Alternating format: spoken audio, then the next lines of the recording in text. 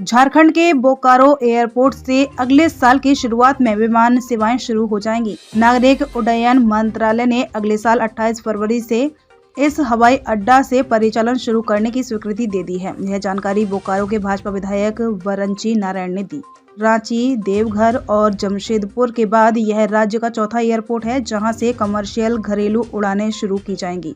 भारत सरकार की योजना उड़ान उड़े देश का आम नागरिक के तहत इस एयरपोर्ट से रेगुलर एयर कनेक्टिविटी की मंजूरी पहले ही दे दी गई थी, लेकिन कई तरह की तकनीकी औपचारिकताओं के चलते इसमें विलंब हो रहा था।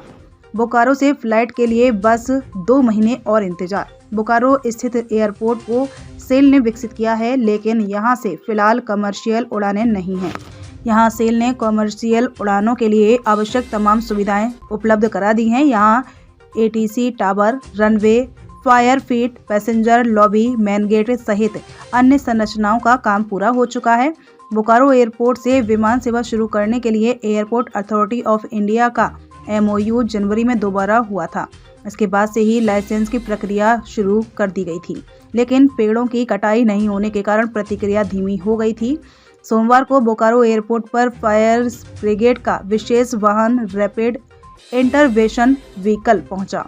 फरवरी से चालू हो जाएगा बोकारो एयरपोर्ट। इस वाहन को हवाई अड्डे में खासकर स्थापित किया जाता है ताकि आग लगने जैसी बड़ी दुर्घटना को रोका जा सके। एयरपोर्ट के लिए अग्निशमन विभाग के 16 प्रशिक्षित कर्मी भी पहुंचे।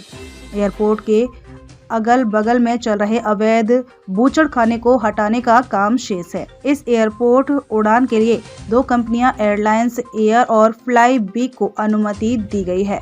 इस एयरपोर्ट उड़ान के लिए 2 कंपनियां एलायंस एयर और फ्लाई वी को अनुमति दी गई है। 15 दिसंबर तक हट जाएगा अतिक्रमण। विधायक श्री नारायण ने बताया, एयरपोर्ट के अगल बगल में चल रहे अवैध बूचड़खाने को हटाने का काम शेष है। इसे भी हटाने के लिए विधानसभा में मामला उठाया था। पिछले दिनों विधानसभा की गैर सरकारी संकल्प समिति बोकारो आई थी, जो जिला प्रशासन ने 15 दिसंबर तक बूचड़खाने को हटाने की समिति से कही थी।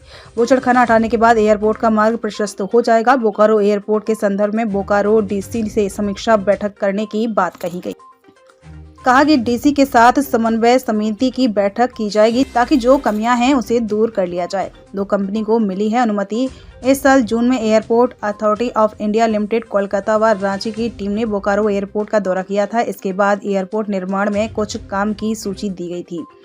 उड़ान के लिए 2 कंपनी अलायंस एयर और फ्लाई वी को अनुमति दी गई है। हाल के दिनों में बढ़ी हैं गतिविधियां। मालूम हो कि पिछले दिनों AAI रांची के निदेशक KL अग्रवाल ने एयरपोर्ट का निरीक्षण किया था। कहा था कि बोकारो से उड़ान के लिए AAI प्रयासरत है। नागरिक उड्डयन मंत्रालय की ओर से भी इस संबंध में निर्देश मिला है। बताते चले कि जून माह में एयरपोर्ट निर्माण को लेकर चहलकदमी देखी गई थी। 12 जून को मंत्री आलमगीर आलम ने उड़ान के संबंध में बैठक की थी। कहा था कि उड़ान जल्द से जल्द शुरू हो, दिशा में पहल की जाएगी। लाइसेंस प्रक्रिया के तहत 22 जानकारी मांगी गई थी, इनमें से 19 पूरी कर ली गई हैं। शेष 3 को पूरा करने के निर्देश DGCA की ओर से दी गई है।